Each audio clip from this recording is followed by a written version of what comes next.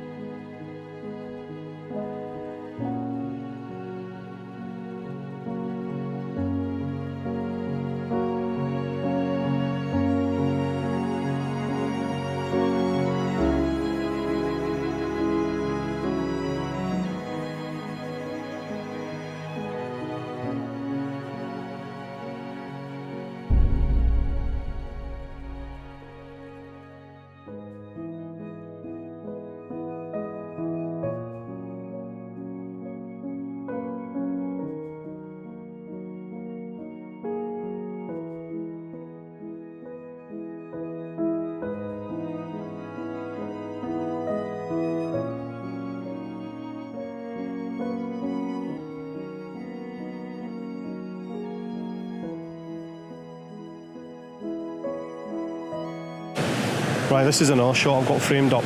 It's essentially this boulder here, and I quite like the way we're getting the bubbles under the water here are making that little bit of water a lot lighter than any other part. So I'm trying to include that as well. This little rock that's sticking up is adding a bit of interest to the background, and then obviously you've got the falls. So yeah, that's the next shot, I think. I've got a cover on the camera just now because I rather stupidly forgot to bring a lens hood with me, and so the front element is getting very wet, so I'm having to dry it quite a lot. So that's what that's for. Alright, I'm going to grab this because the weather's certainly on the turn. It's getting very stormy.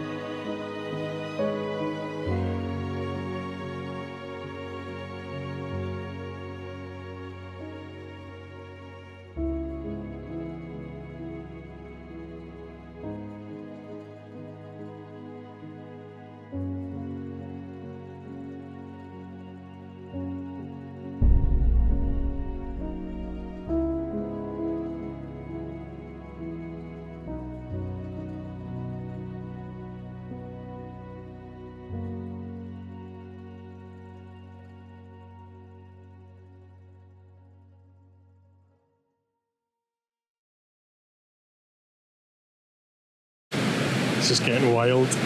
Yeah, so basically all I'm doing is picking out little details in the waterfalls. It is getting quite windy and it's getting quite rainy, so I'm not doing as much to camera as I probably should be.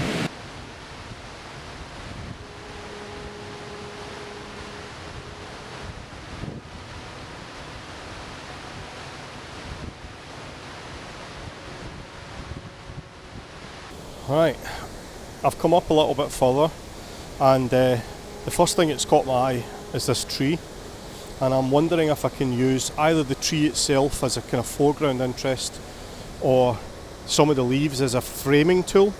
So I've got the leaves framing part of the waterfall. So I'm just going to have a little look around just now and see if I can find something like that.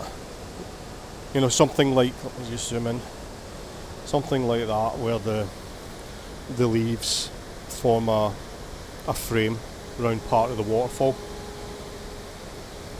Nothing wrong with being a bit arty now and again, eh?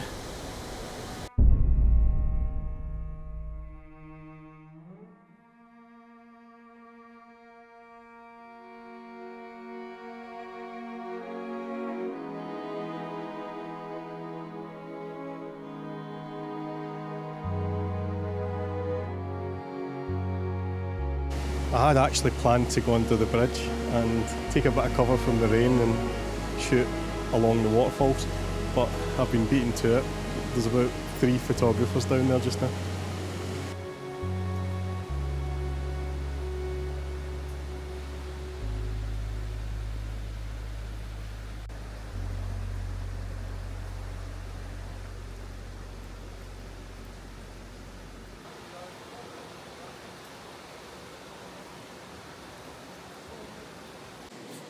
Right, what I'm doing here is I'm going to actually try and include some of these rocks in the foreground. So I've gone a little bit wider. I've got the 24 to 105mm lens on now, and I'm going to use the rocks themselves as the foreground.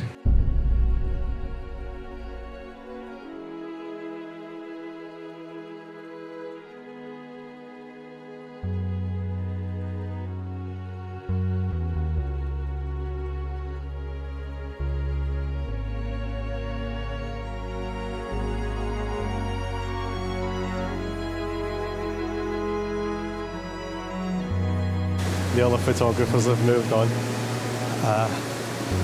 So I've nicked the spot that they were in. So quite close to the edge, probably as close to the edge as I'm going to get. And now I'm kind of shooting up the falls. Yeah, I'm kind of concentrating in this area. Probably a square crop. This is that tree that I was trying to include earlier. I still don't know if there's a shot where you can include that. And as I said, I'm quite close to the edge. I don't really want to get an awful lot closer. Although, that said, there's some quite nice trees on the other side down there. So I may take a little walk through the trees on this side and see if I can get an angle on those ones. But for now, it's the waterfall. And these very grey and subdued colours. Loving it. I'm also obviously going to try and include this big hole here that's been gouged out of the rocks by a boulder by the looks of it. Yeah, lovely. Absolutely lovely. Hope you're all enjoying me being soaked.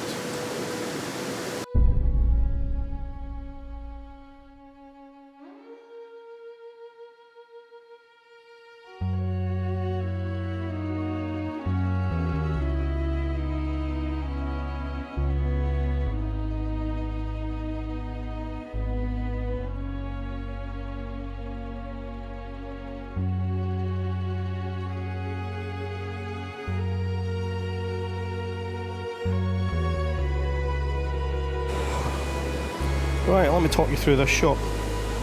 I'm shooting vertically now, and the view goes from just below this hole all the way up, and I'm just including a little bit of the skyline, so it's essentially that sort of shape. And it's the hole here is obviously providing some foreground interest. The meandering river, the falls are the main subject. I'm having to do a focus stack because it's obviously this boulder here is a lot closer than the waterfalls. So I've focused here just on the lip of the rock, the hole, sorry, and then I've refocused again just at the edge of these rocks here. That way, I'm not sure. It might the first shot might be fine because I'm shooting at a f/16, so there's going to be quite a big depth of field here. But I've taken that second shot just in case, so that I've got the file in case I need to do it. A bit of focus stacking.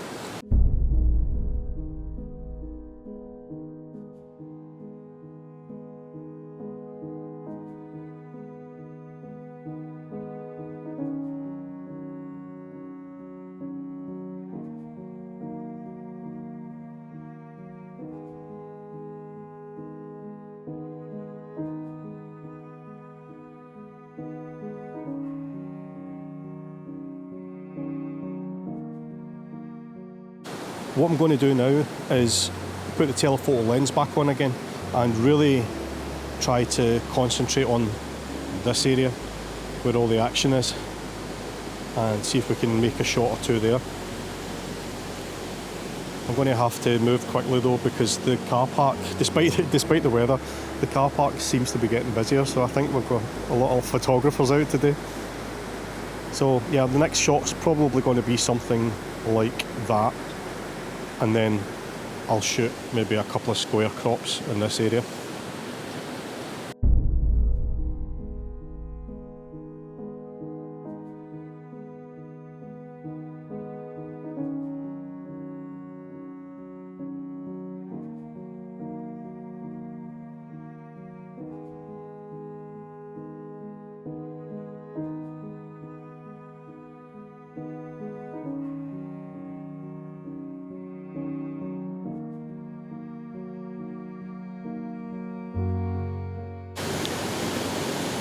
I'm loving the texture in the water and over there as well. That's beautiful.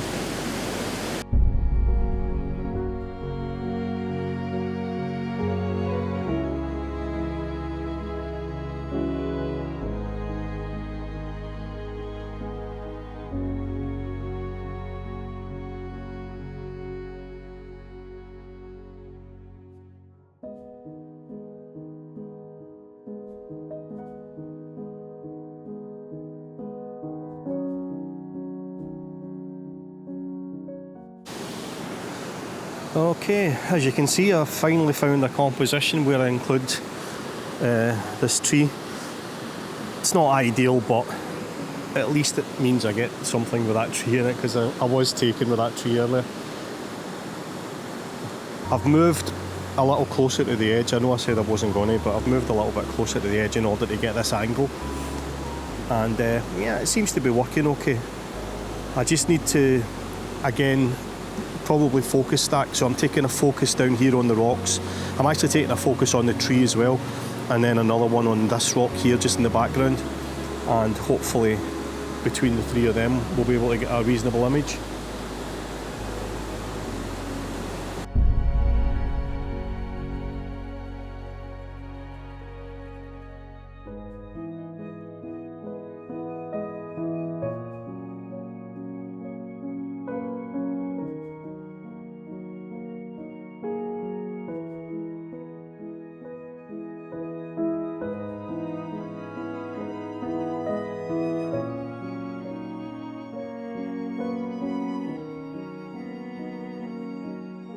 Right, I found another telephoto shot. I'm still on the 24 to 105mm lens, but I'm right up about 105 now. I'll show you in the back of the camera actually. So what I've done is I've zoomed in on these back falls, and I'm including this leading line of the river leading up to the falls, and also just including just a little bit of these trees here in the background as well. Again, it's one of these things that I'm getting the feeling that this is either going to be a very muted colour, dark, broody kind of composition, or it might actually just be a out and out black and white. I'm not quite sure. I'm shooting in RAW anyway, so I can make my mind up later on when I come to do the editing.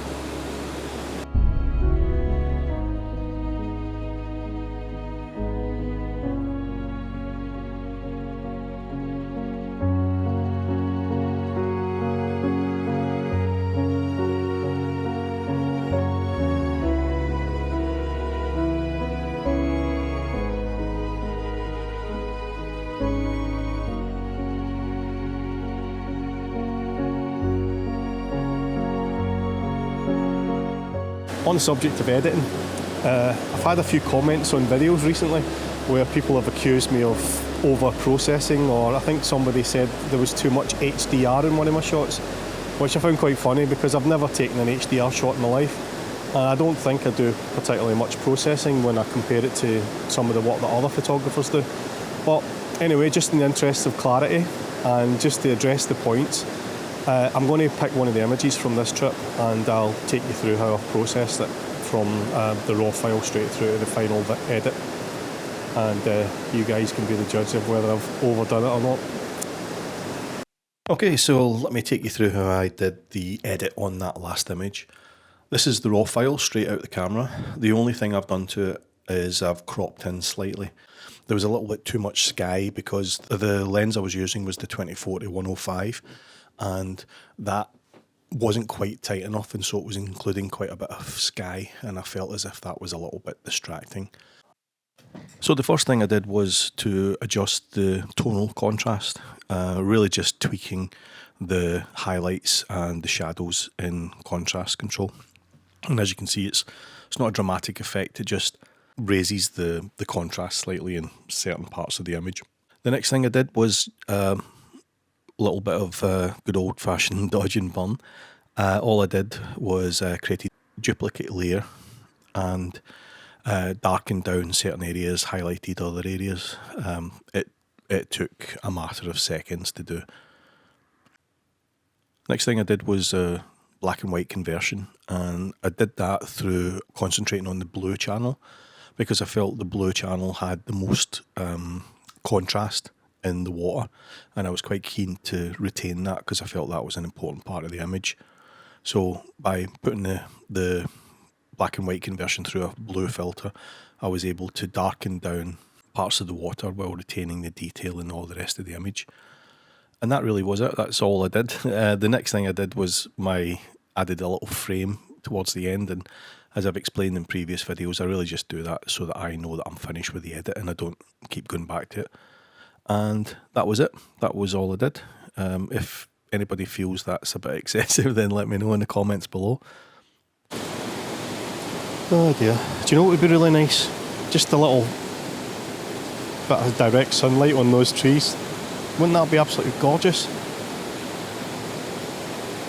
I'm never that lucky, am I? Beautiful location though. Absolutely soaked to the skin. Right, I think that's it for this video. I'm going to get back to the car, try and dry out a little bit. The car park is getting quite busy, so I'm definitely going to call it a day now. And yeah, hope you enjoyed the video. If you did, give us a little thumbs up, and don't forget to hit subscribe. Feel free to subscribe to my monthly newsletter. There's a link in the description below. And yeah, we'll catch you in the next one. Cheers, bye.